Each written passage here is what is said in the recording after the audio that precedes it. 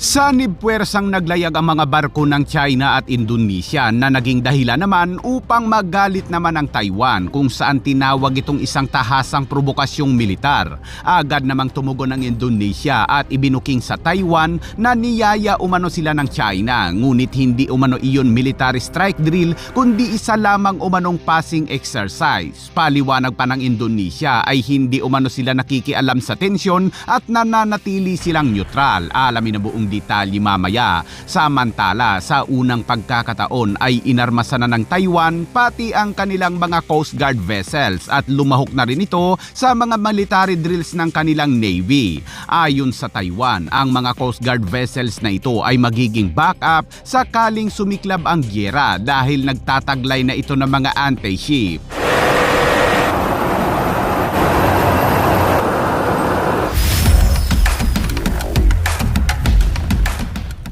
Sa patuloy na tumataas na tensyon dahil sa pamimilit ng China ay inanunsyo na Ministry ng Depensa ng China ang isang magkasanib na pagsasanay ng hukbong dagat kasama ang Indonesia sa katubigan sa Pasipiko na direktang nasa silangan ng Taiwan. Agad namang tumugon ang Taiwan at mariing kinundi na ang mga hakbang ng China at inakusahan na manipulasyong pampulitika at sinasabing sinusubukan ng China na lumikha ng maling impresyon na kontrolado nito ang mga internasyonal na katubigan sa silangang Asya. Ngunit dito ay nagiging kawili-wili ang kwento dahil base sa report ay niyaya umano ng China ang Indonesia, ngunit nais ng China na gawin ang joint selling malapit sa Taiwan. At nang magalit ang Taiwan ay naglabas ng statement ang Indonesia at inihayag na hindi umano ito isang military strike o isang combat drill kundi isa lamang umano itong regular na passing exercise. Kaya't ayon sa mga analyst ay bahagi lamang ito ng propaganda ng China. Wala kasing ibang may gustong sumama sa China, buti pa ay pumayag ang Indonesia. Inanunsyo ng Ministry of Defense ng China na ang isang barkong pandigma ng China at isang frigate ng Indonesian Navy, partikular na ang KRI Gusti Ngurah Rai, ay nagsagawa na military exercise sa Taiwan. At sea replenishment places high demands on ship maneuvering and command coordination. Through this exercise, we have continuously refined the at-sea replenishment command procedures with the Indonesian naval vessels.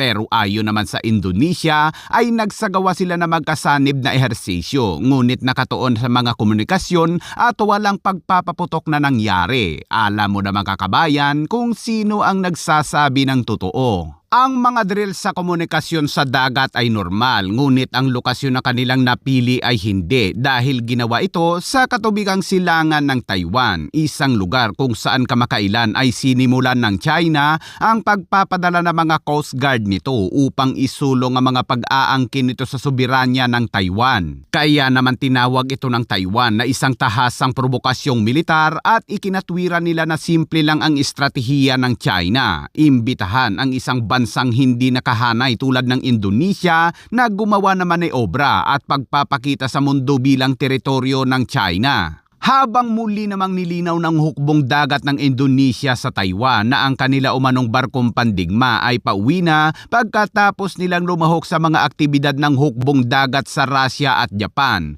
Ngunit lumahok sila sa imbita ng China habang dumadaan sila sa mga internasyonal na katubigan at pagkatapos ay diretso na silang umuwi sa Indonesia. Binigyang diin ng Indonesia na wala itong kinalaman sa mga away ng China at Taiwan at muling pinagtibay ang kanilang neutral at kalaunan ay kinumpirma na ng mga opisyal ng depensa ng Taiwan na ang barkong pandigma ng Indonesia ay totoong dumaan lang patimog patungo sa kanilang tahanan at sa aspetong militar ay wala umano itong banta sa Taiwan. Ogag kasi itong China, niyaya pa ang Indonesia. Ayon sa Taiwan, ito ay klasikong gray zone ng China gamit ang mga media framing at mga regular na aksyon upang makamit ang mga madiskarting layunin nito nang hindi nagpapaputok ng kahit isang bala. Layon ng China na i-frame ang isang regular na passing drill bilang isang pangunahing magkasanib na operasyon na nagpapakita ng impluwensya sa mga internasyonal na katubigan. Layo naman ng Indonesia na panatilihin na mahigpit na neutralidad nito, protektahan maprotektahan ng mga ruta ng kalakalan at maiwasan ang pagkaladkad sa tunggalian ng Amerika, China, Taiwan, Japan at Pilipinas, habang layo naman ng Taiwan na agad na maghanda upang pigilan ang China sa pag-normalize ng presensyang militar sa paligid ng isla. Sa ngayon ay patuloy ang malakihang ensayong militar ng Taiwan kung saan sa unang pagkakataon abay kasama na ng mga Navy nito ang kanilang mga Coast Guard at ang kanilang mga Coast Guard ngayon ay armado na kung saan nagtataglay na ng mga anti-ship missile system ang kanilang mga Coast Guard vessels na magsisilbi umanong backup kung sakaling sumiklab na ang gyera sa pagitan ng China at Taiwan. Grabe! Ang mga ikinabit na armas ng Taiwan sa kanilang mga Coast Guard vessels, partikular ang mga Anping-class patrol vessels, ay ang kanilang Xiongfeng 3 anti-ship missile launcher na siyang nakadeploy na din sa kanilang mga coastal area.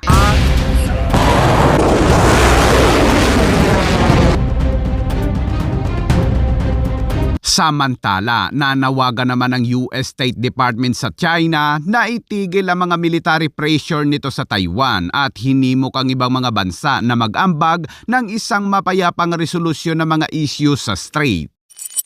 Balita naman mga kabayan, matapos ang 206 na araw na operasyon ng US aircraft carrier na USS Abraham Lincoln sa Middle East ay babalik na umano ito sa Amerika at papalitan ng isa pang aircraft carrier na USS George Washington. Ayon sa mga ulat ng Iran state media at iba pang mga pro-Iranian ay papalitan ang aircraft carrier dahil umano sa health condition ng mga crew nito. Wala nang makain dahil sa kakulangan ng supply at ang iba daw na crew ay nagbabantang tatalon sa barko. Agad namang tumugon ang US Central Command sa mga ulat na yan at tinawag itong misinformation dahil ang mga marino umano ng Abraham Lincoln Carrier Strike Group ay nananatiling matatag pagkatapos ng mahigit sa 260 araw sa dagat kung saan nakapagtala sila ng 10,000 paglipad ng eroplano. Walang miyembro ng serbisyo na sakay ng aircraft carrier ang namatay at isa umano sa mga marino nila ay aksidenteng nahulog sa dagat sa panahon ng operasyon, ngunit mabilis naman umano itong nailigtas. Dagdag pa ng CENTCOM, ang laganap na baling pag-uulat ay isang kawalang katarungan sa kanilang mga kalalakihan at kababaihan na nakauniforme at sa kanilang mga mahal sa buhay. Sa ngayon ay ipinakita pa ng